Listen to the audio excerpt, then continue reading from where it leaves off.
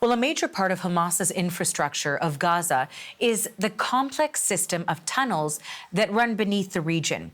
That underground labyrinth is a main target of an expected ground offensive by Israel. Journalist Isobel Yeung was granted a rare first-hand experience inside that Hamas tunnel network. It's believed to be the group's command center. She produced a Vice News documentary in 2021, and during that filming, she was able to speak to Hamas militants about how they use the tunnels and their complexity. Isobel Yeung joins us now. Isobel, thank you for making time for us. Thanks for having me. Nice to meet you. You have an extraordinary perspective here because you have been in those tunnels. First, can you describe for us what they're like? Yeah, so this was back in 2021. We spent several trips actually with Hamas. Specifically wanted to go into this very extensive tunnel network, and so eventually, after many rounds of talking with them, we were granted access into one area of these tunnels. And we were taken in the middle of the night to a secret location. We don't know exactly where because we were blindfolded at the time, but we know that it was somewhere in the Gaza Strip, and taken down, I believe it was about 30 meters underground. And it was, these tunnels are really impressive feats. I mean, they are, built with concrete on all sides, extremely well fortified. There's many, many passages going around in both sides. There's various rooms that you can go into. It seems to stretch in all sorts of directions. And that is despite the fact that, Israel back in 2021 said that they were able to destroy several miles. I think it was up to 60 miles of tunnels that they said they were able to destroy at the time. But they do seem to still be very much in operation. And still very much in use, I'm sure will be a crucial part of Hamas's military operations in the weeks or months to come. You mentioned in that description that you were taken about 30 meters down. Did that appear to be the complete depth of it all? And you also expanded on really how expansive these tunnels are and how complicated they are too. Is it a place where we know that there's a lot of concern about the 200 hostages? Is it somewhere where you could keep potentially that number of people?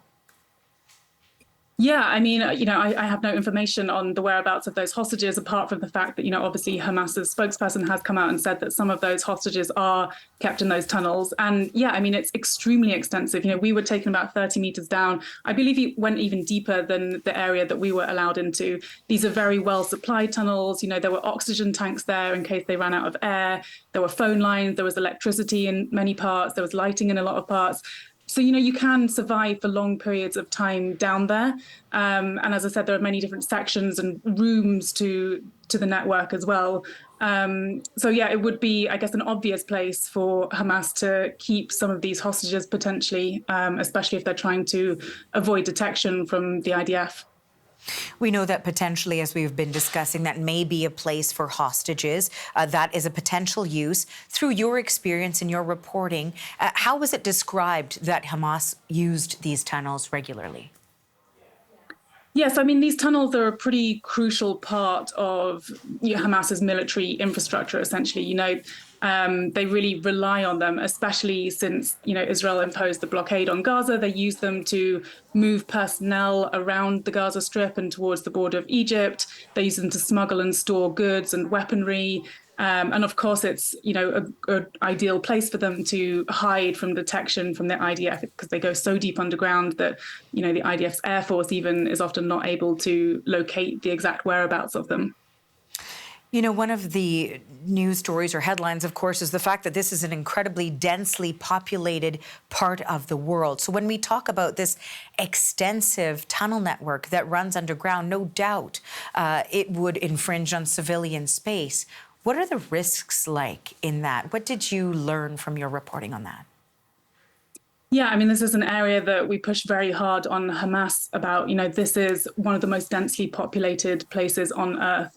Over 2 million people living in about 140 square miles of land. And countless times before, we have seen that the Israeli strategy of using airstrikes in an attempt to destroy these tunnels has actually had a massive effect on the civilian loss of life in Gaza.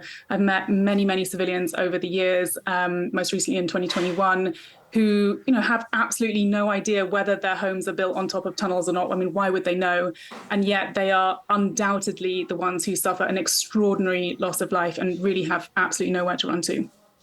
You mentioned that you were blindfolded when you and the crew was taken down to the location to go into these tunnels.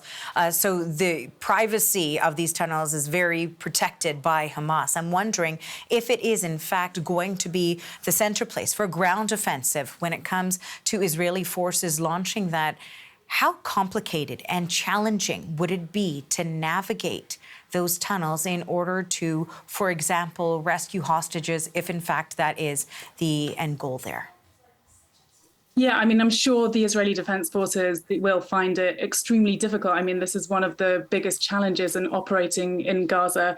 They have in the past in previous operations found it very hard to detect and to demolish these tunnels.